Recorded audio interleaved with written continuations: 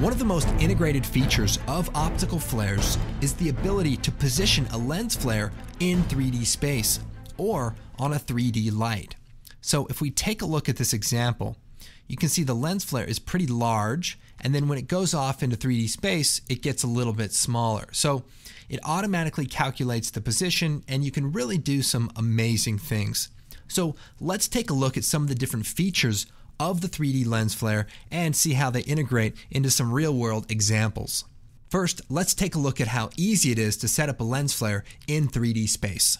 So here I have a basic scene in After Effects where I have my 3D layers, and I also have a 3D light in my scene. So pretty straightforward. Now I have a solid here, and I'm going to apply optical flares. So I'm going to choose Effect, Video Copilot, Optical Flares. So right away it starts out as a 2D lens flare, and that means I can move it around in X, Y space. But if I want to make it 3D, all I have to do is change the positioning mode from 2D to track lights. And this way, if I move the light around, the lens flare will follow it. So if we orbit around the scene, you can see the lens flare stays in 3D space. But what's cool is we can simply duplicate the light and move it, and now we have another light that exists in 3D space, and another lens flare is automatically generated. And the cool thing is we can go into the settings for the light, like maybe the light color, and if we change that, the lens flare actually takes on the colors of the light. So it's very cool and a very powerful way to work with 3D lights. Now here's another scene I've set up using the foreground occlusion. So if I orbit my camera around, you can actually see that I have lights in between the 3D layers, but they actually block the lights when they get in front of it.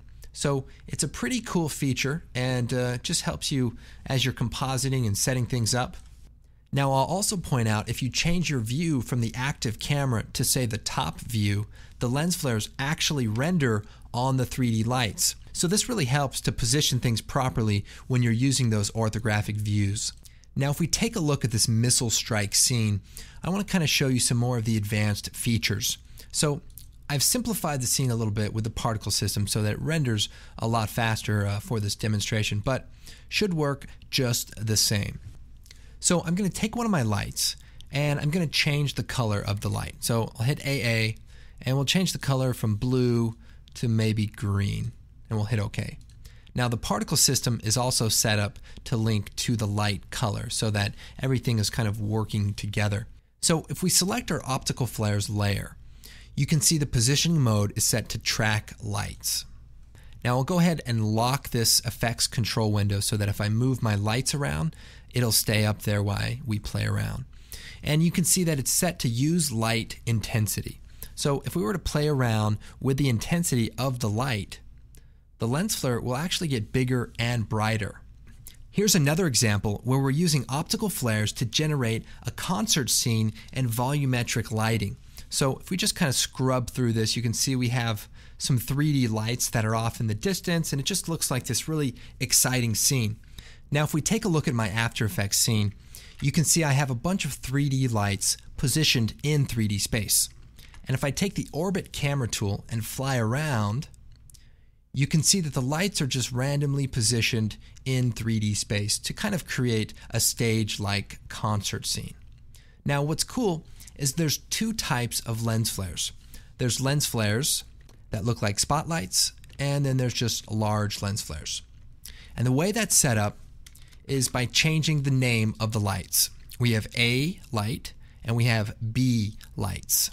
And so if we scroll down here, we have two copies of optical flares. We have optical flares A and optical flares B, and they're both on. But if I just shut off the B and only show the A flares, you can see that these are the ones that look a little bit like spotlights. Now let me go and hide the lights, Control-Shift-H.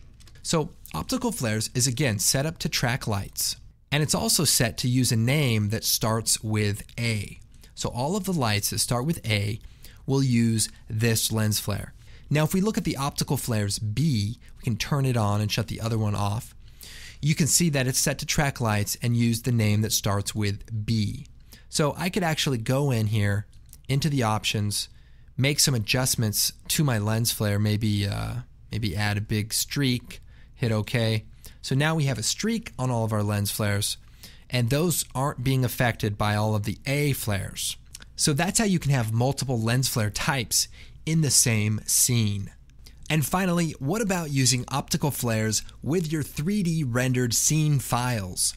So, as many of you may know, you can actually export your scene data into After Effects. So in this case, I've rendered out my scene. So this is just an image sequence. And then using various exporters, Cinema 4D actually has a built-in way to export the scene files and lights right into After Effects. 3D Max also has a few solutions. So here we have the lights from my original 3D scene right inside of After Effects. So then I can turn optical flares on, set it to track lights. Okay, look, I intentionally made this blindingly bright, so I apologize. But instantly the lights track to the lights in your scene, and if you use something like dynamic triggering, you can get some cool effects around the edges. You can also see that the light goes behind the ball and obscures the light. So what I've also exported is a matte of that object, and then use that in optical flares so that it blocks it out as it goes past it. So really, we can play it a little more subtle and just have some light lens flares. But hey, if you're going to do it, go all the way. No, just kidding. Don't, overuse them. If Spider-Man's uncle has taught us anything, is that with great power comes great responsibility. So remember that. Okay, well that's our quick look at the 3D lens flare feature of optical flares.